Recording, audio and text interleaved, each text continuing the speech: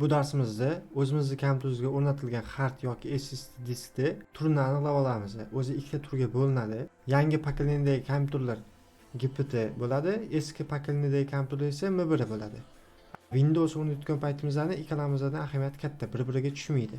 O'shani qanday qilib aniqlaymiz? O'shani ko'ramiz.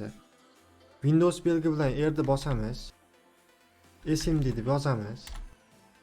Keyin disk part deb yozamiz. Bu oyna chiqqandan keyin list disk deb yozamiz.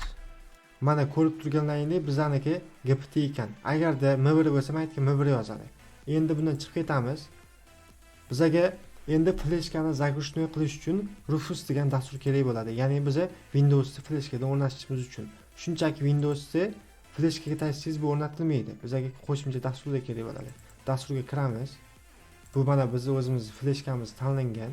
Bu tomonda M1 yoki GPT deyapti. Biz GPTni tanlaymiz. Eslaringizdan chiqmasin. Men M1 yoki GPT deyapmiz, faqat GPTni tanlaymiz. Chunki bizning GPT edi. Endi ISO variantni tanlab olamiz. Rабочий stolda mana tanladik. Endi startni bosamiz. Bizdan bir marta so'raydi, OK qilamiz. Eslaringizdan chiqmasin, sizlar Rufus orqali fleshkaga загруженный qilayotgan paytlaring fleshkani olmanglar. Ba'zi bir hollarda fleshka kuyib qolish ehtimoli ham bor.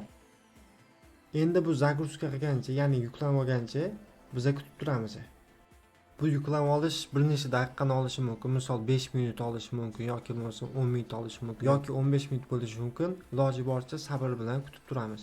Admin berib olmanglar. Bu narsa juda muhim, chunki ba'zi bir hollarda fleshkani kuydirib qo'yish ehtimoli bor. Boya aytganimdek.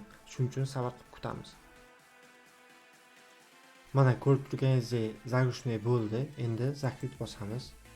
Fleshkani bir tekshirib ko'ramiz. Fleshkamizga mana Windows загруженный bo'ldi. Endi bu fleshka orqali bemalol kompyuterga Windows o'rnatsak bo'ladi.